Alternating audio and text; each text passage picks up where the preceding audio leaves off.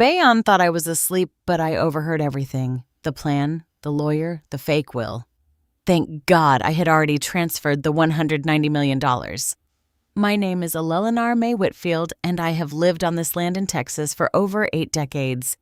That afternoon, my eyes were closed, but my hearing has never failed me. And what I heard in those next minutes burned itself into my mind so deep I could feel each word like a nail driven into old wood.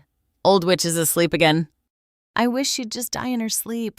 Melissa's voice was sharp enough to cut glass, dripping with the kind of spite only someone who's never lifted a finger for you can muster.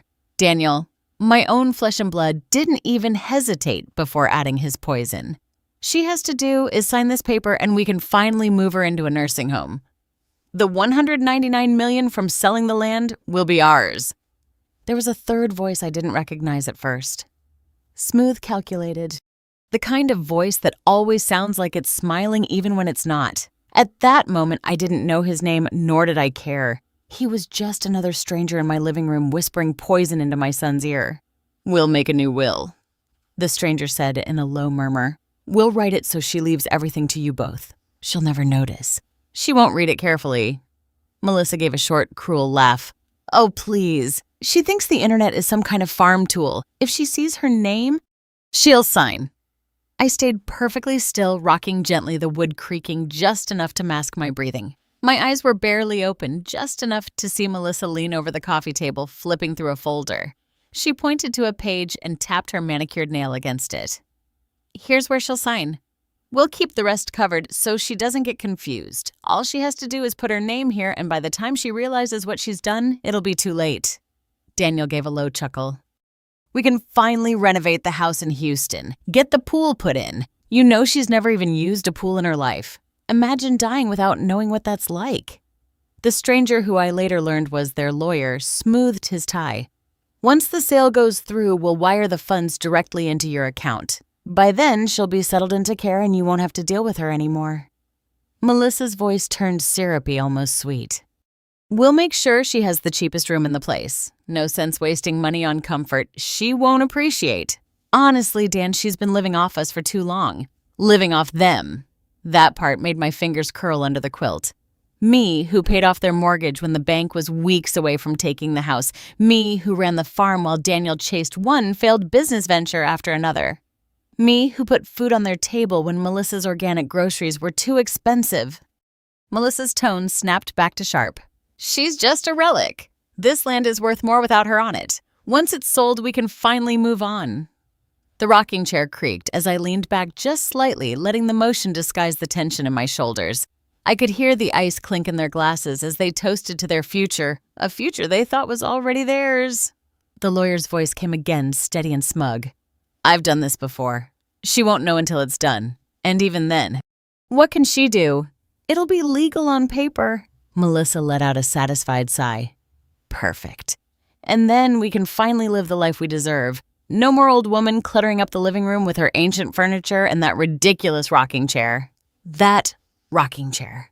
My husband's hands had smoothed its arms over hours of patient work back before Melissa was even born. She saw it as clutter. To me, it was the heart of this home. I kept my eyes closed. The picture of an old woman drifting in and out of sleep. But inside, I was as awake as I had ever been in my life. Every word they spoke was a spark, and I felt the old fire inside me start to grow. Melissa leaned in close to Daniel, her perfume clawing in the warm air. Tomorrow morning we do it. She signs, we drive her to that place in Dallas, and by next week the land is on the market. Daniel clinked his glass against hers to our new life. They laughed together, convinced they were already holding the winning hand. But the truth was, I had made my move long before this conversation, and they had no idea they were the ones already losing. When I was younger, before my hair turned silver and my hands carried the lines of every season on this land, I thought family loyalty meant something. I believed that if you poured your life into a place, if you worked until your back ached and your palms blistered, those who benefited from it would remember. I learned over time that some people remember only the parts that suit them and rewrite the rest to cast you as the villain. The first time I saw the look in Daniel's eyes that told me he no longer saw me as his mother, but as an obstacle, was the year a large oil company came calling. A representative in a sharp suit and polished boots drove up our dirt road and made his pitch. Millions of dollars for the drilling rights to our ranch. I listened politely, asked my questions, and then told him no.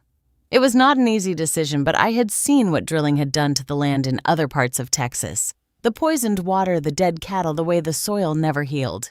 This ranch wasn't just property. It was a living thing, and I wasn't going to sell it for them to bleed dry. Daniel did not see it that way. He stormed into my kitchen that evening, his face red, his voice raised so loud the neighbors could have heard.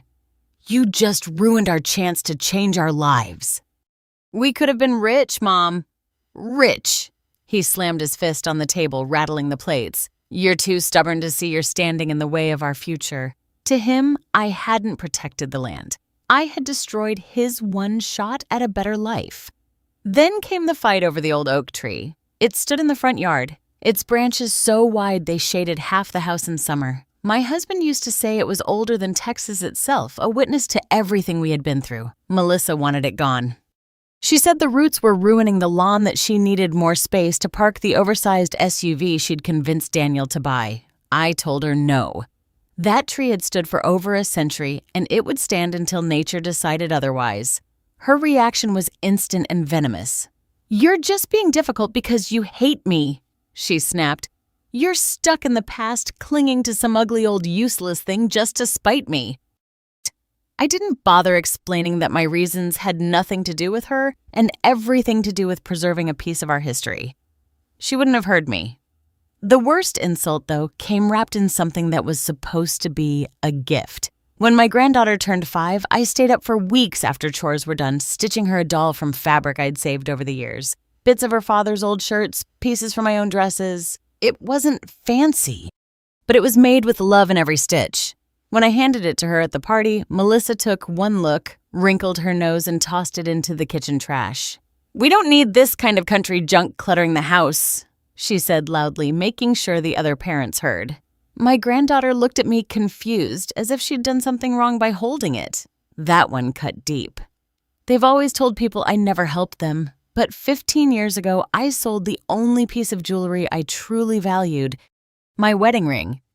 It was a simple gold band, worn smooth by decades on my hand, and the last physical link I had to my late husband. I sold it quietly without a word to anyone and paid off the rest of the mortgage before the bank could take the house. I didn't do it for thanks, but hearing them later tell friends Mom never really contributed was a kind of betrayal I hadn't expected. And then there was the restaurant idea. Daniel was convinced he could turn a run-down building in town into a high-end steakhouse. He came to me asking to mortgage the land for the loan.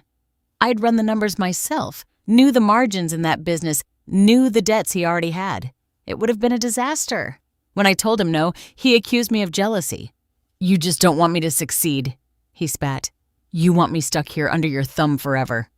He didn't see that I was trying to save him from drowning before he stepped into the water.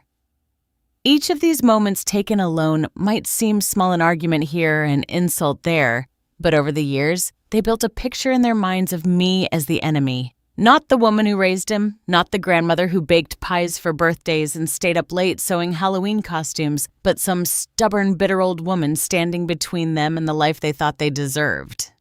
What they never understood was that every no I ever gave them was a shield, not for me, for them. And when they decided that shield was a wall to be torn down, they stopped seeing me as family at all. When my husband passed, the house went quiet in a way I had never known. His boots no longer sat by the door. His laughter no longer filled the kitchen, and the evenings felt endless without the sound of him strumming his old guitar. Grief is a strange thing. It sharpens some senses and dulls others. In my case, it sharpened the one that had kept this family afloat for decades, my instinct for survival. Not long after the funeral, I went through our papers and deeds the same way I'd done every January for years. That was when I remembered the parcel of land in New Mexico. My husband had inherited it from his uncle, but we'd never done much with it. Too far from home, too dry for farming, and not worth selling for peanuts. But times had changed. Energy companies were looking west for wind power, and the gusts in that part of New Mexico could knock a grown man off his feet. I reached out quietly, no one the wiser. A month later, I was sitting across from a man in a crisp suit from a wind energy firm. He made an offer I could hardly believe. $19 million for the rights to build their turbines there. I didn't blink. I shook his hand, signed the papers, and walked away, knowing I had just bought myself a kind of freedom most people never taste. But money in a single lump is like meat left out in the sun. It draws flies fast, so I split it. A portion went into a small organic farm cooperative in Vermont run by a friend from my college days, a place where the soil was rich and the people richer in heart. Another portion went into stocks from companies I had researched for months: clean energy battery technology, sustainable agriculture. The rest I sent quietly to a bank in Oregon, one with no ties to Texas, under accounts that would never make the local gossip rounds. I lived exactly as I always had, cooking my meals, tending the garden, mending my clothes instead of buying new. Let them believe I was still barely scraping by. Their underestimation was my armor. Then came the decision that would be the final nail in their coffin, though they didn't know it yet. One late autumn afternoon, I drove into town, went to the notary's office, and signed the transfer of this Texas land, the land they thought was their golden ticket to the Natural Heritage Conservancy. It was an airtight gift, no takebacks, no loopholes. The Conservancy would keep the land untouched, preserving the oak that pasture the creek where Daniel used to fish when he was a boy. The paperwork was signed, stamped, sealed, and tucked safely away. I told no one. Not my neighbors, not the preacher, not even the friends I still spoke to on the phone now and then. The fewer who knew, the stronger the blow would be when the truth came out. For the next few years, I endured their sighs when I couldn't pay for new curtains, their eye rolls when I brought vegetables from my garden instead of store-bought pies to Sunday dinners. I let Melissa brag to her friends that they'd inherit the whole place soon enough, smiling quietly when she thought I wasn't listening. I let Daniel talk about when we sell the ranch as if I were already in the ground. I never once corrected them. I never once hinted at what I had done, because timing, I've learned, is everything. And if you want a knife to land deep, you have to wait until the other person leans in. The deed sat locked in my desk drawer beneath my husband's old fishing license and a bundle of letters he had written me in our courting days. Every so often, I would open that drawer and look at the official stamp, the conservee's name in bold print, and I would feel that old oak tree standing a little taller in the yard. They thought they were circling me like vultures, waiting for me to drop so they could feast. They didn't realize the feast had been packed up and sent out of state years ago, and all they'd be left with was the tablecloth. That night, the house felt colder, though the heater hummed in the background. I had settled into my creaky old rocking chair earlier in the evening, the one by the window that looked out onto the oak tree. But my back had begun to ache, so I moved to the couch in the living room, pulling a quilt over my legs. I let my eyes droop just enough to give the impression I had drifted off. They came in through the kitchen door, Daniel, Melissa, and the man I had seen before but never spoken to directly. Later, I would learn his name was Carter, their lawyer. They didn't lower their voices much. They didn't think they had to. Melissa's tone was sharp, the kind that cuts through the quiet like glass breaking. "Tomorrow she signs this will," she said, flipping a folder open on the coffee table. I heard the paper slap against the wood. "Then I make the call to the nursing home. By next week, your dear mother will be someone else's problem." Daniel's voice followed, low and eager. "Once that's done, we sell the land, split the money, and finally lived like we should have years ago. No more of her nonsense. No more guilt trips. We move forward like she never existed." I felt my stomach twist, not from shock, but from the cold confirmation of what I had known for a long time. They weren't waiting for me to pass. They were planning to shove me out of the way while I still breathed. Melissa gave a little laugh, then the kind I'd heard when she was showing off to her friends. I heard the faint clink of the cabinet door opening, but I kept my eyes shut. Whatever she was doing, I knew it would not be done with kindness. My hands tightened beneath the quilt until my knuckles ached. That photograph had survived every move, every storm, every year since his death, and now it lay in pieces at the feet of a woman who had married my son, but never once tried to understand the life we had built before she arrived. Carter cleared his throat, then his voice a snake sliding through the room. "We'll need her to sign in front of me so it looks legitimate. She's old. She won't read every page. We'll slip in the clause that transfers the property to you both. No problem." Daniel chuckled. She trusts me enough to sign anything. She still thinks I'm that boy who used to fix the fence for her. She doesn't see how much I've grown past all this. I could almost hear the gesture he must have made, dismissing the house, the land, the life that had raised him. I stayed still. Breathing slow, my eyelids lowered. Every word they spoke was like the scrape of a blade against stone, sharpening, ready to strike. But they thought I was asleep, harmless, powerless. Melissa stepped closer, and for a moment I felt her shadow cross my face. "Tomorrow," she said almost in a whisper, "we take everything, and she won't even see it coming." But I did see it coming. I had seen it for years, and tomorrow they would be the ones blindsided. The morning sunlight streamed through the kitchen windows, spilling across the table where a neat stack of papers waited beside a pen. Melissa had gone out of her way to set the scene, a pot of coffee, a plate of biscuits, and a forced smile plastered on her face. Daniel stood behind her, arms crossed, looking more like a guard than a son. Carter, the lawyer, sat at the far end of the table, his briefcase open and his eyes darting between the three of us. He was clearly trying to appear casual, but his fingers drummed against the leather as if he were counting down the seconds until I signed. Melissa slid the papers toward me. "It's simple, really," she said in that sugar-dipped voice she used when she wanted something. "Just a formality. Sign here and we can all move on without any more stress." Daniel added, "It's for the best, Mom. This way, everything's in order. No confusion later." I looked down at the thick stack, the bold black title across the top reading, "Last Will and Testament." I let my eyes skim the first few lines. Nothing but the standard language. They knew I wouldn't bother to read through in my old age. They thought they had me cornered. A feeble woman, too tired to argue, too trusting to suspect. I straightened in my chair, resting my hands on the table. "That's a nice offer," I said evenly. "But I'm afraid you're too late." Melissa's smile faltered. "Too late for what?" I reached down into my worn leather bag and pulled out a single envelope, the kind that bore weight far beyond its paper. I laid it gently in the center of the table, then pushed it forward so Carter could see. He leaned in, eyes narrowing at the seal and the official notary stamp. The moment he read the heading, the color drained from his face. "This," I said, my voice steady, "is the signed, notarized deed of gift for the property. As of last week, this land belongs to the Natural Heritage Conservancy, not to me, and certainly not to you." Melissa's jaw dropped. Daniel blinked, then leaned forward as if getting closer would somehow change the words printed in bold.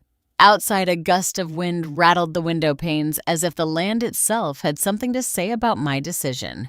Melissa's fingers twitched on the table like she was trying to grab at something that had already slipped through her hands. You gave it away." His voice cracked. I allowed myself the smallest smile. Yes, to something worth far more than greed. Melissa's hands flew to the papers in front of me. "But the money I cut in was never yours to take. Long before this little family meeting, years before either of you thought to circle me like vultures, I had already made my own plans. I sold a separate parcel of land years ago in New Mexico for $19 million. That money has been long invested, spread out far from Texas. You were fighting over something that was never even here." Carter cleared his throat, gathering the fraudulent will and slipping it back into his briefcase without meeting my eyes. The man looked like he'd just been told the jury was back with a guilty verdict. Melissa's face was pale now, her hands clenching the edge of the table. "You can't just, I said softly. And I did. Daniel's face had gone red, a vein in his temple throbbing. For once, he didn't seem to have words. I let the silence stretch until it became unbearable, then rose from my chair. "You should have been careful what you plotted in my house," I said, looking at each of them in turn. "Because sometimes the person you think is asleep is wide awake." And with that, I tucked the envelope back into my bag and left them sitting there surrounded by the bitter taste of a plan undone. By the next morning, the ripple had already turned into a tidal wave. Word spread fast in a small Texas town.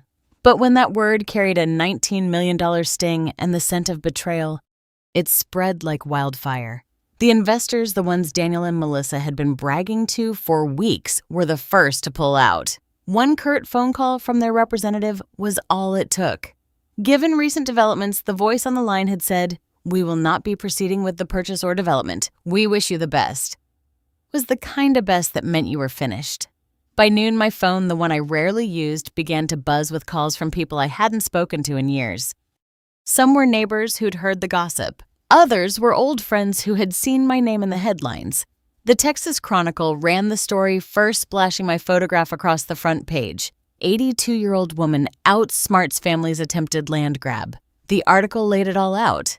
The secret plan. The fake will the last-minute property transfer to the Natural Heritage Conservancy. They didn't hold back on naming Daniel and Melissa either, noting their attempt to defraud an elderly relative and their subsequent public humiliation. But what the paper didn't need to spell out the internet gladly supplied. Someone and I had my suspicions who leaked the security camera footage from my living room.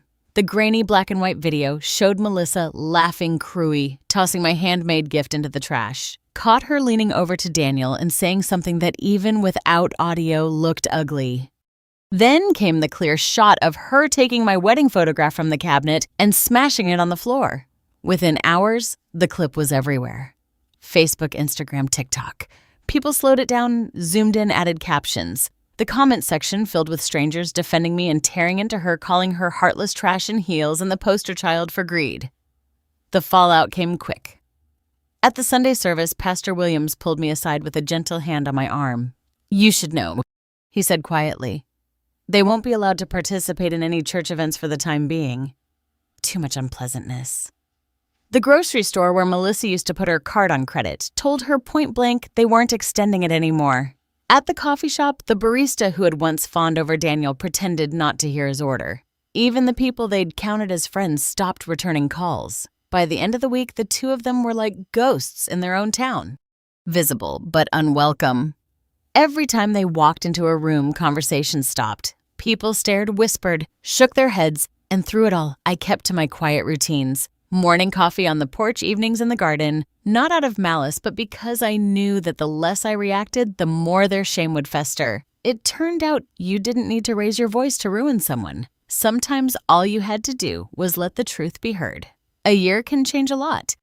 But for Daniel and Melissa, it had been nothing but a slow, grinding collapse. The tax investigation had started quietly, just a letter in the mail from the State Revenue Department. But when the auditors uncovered their creative bookkeeping and undeclared side deals, it snowballed. The government seized their house first, then the luxury SUV, then the smaller sedan Melissa used for errands. Bank accounts were frozen, credit cards declined. Even the cheap jewelry Melissa had bragged about was boxed up and taken as non-essential assets. They ended up in a dim, musty one-room rental on the outskirts of town, the kind of place where the walls smelled of mildew and the neighbors argued loud enough for the whole block to hear.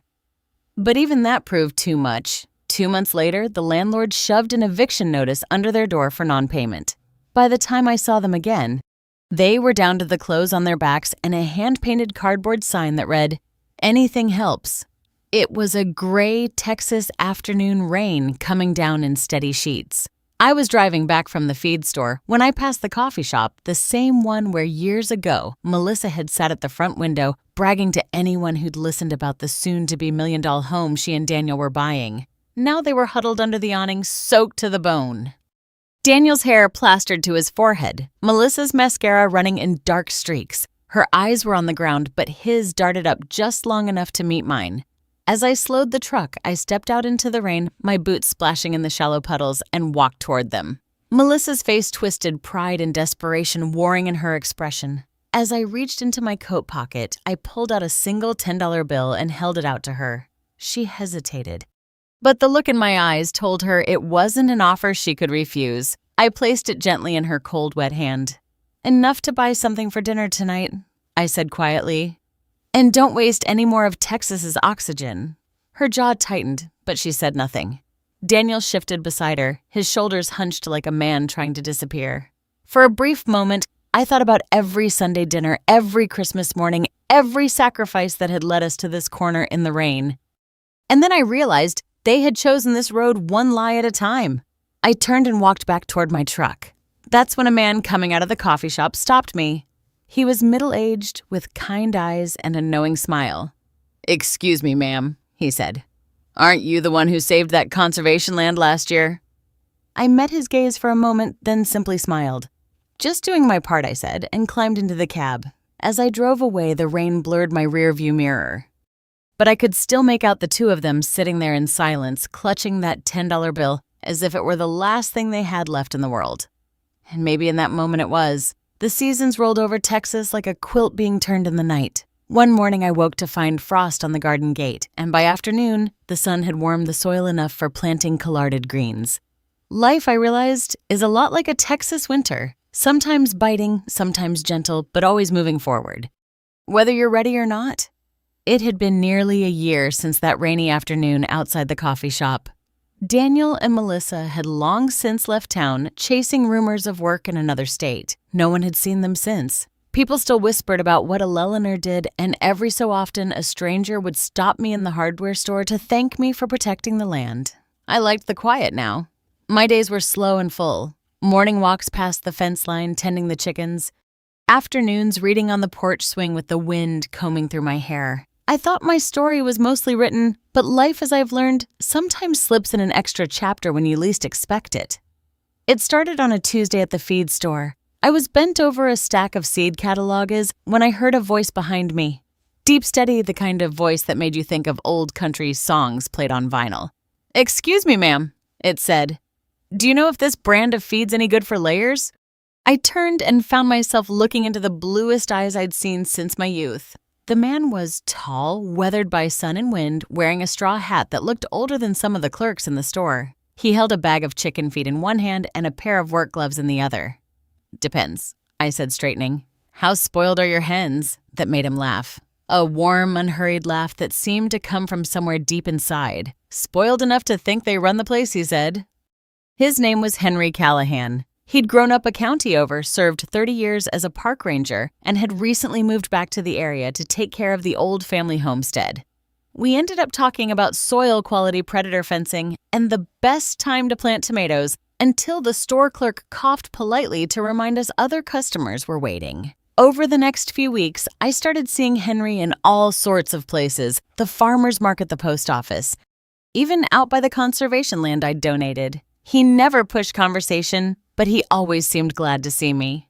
We'd walk a few fence lines together, pointing out birds or wildflowers, and I found myself laughing more than I had in years. One afternoon, after we'd finished fixing a bit of his pasture fence, Henry poured us both some iced tea and leaned back in his chair. "Eleanor," he said, "people in town talk about you. You know, not in a bad way. In the kind of way they talk about someone they respect. But I don't think you get the whole story. They don't just admire what you did, they admire how you did it. Quiet, decisive. No one saw it coming." I looked at him for a long moment.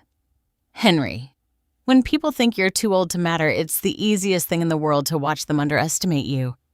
And when the time's right, you use that underestimation like a lever." He smiled at that. The kind of smile that said he understood not just the words, but the years behind them.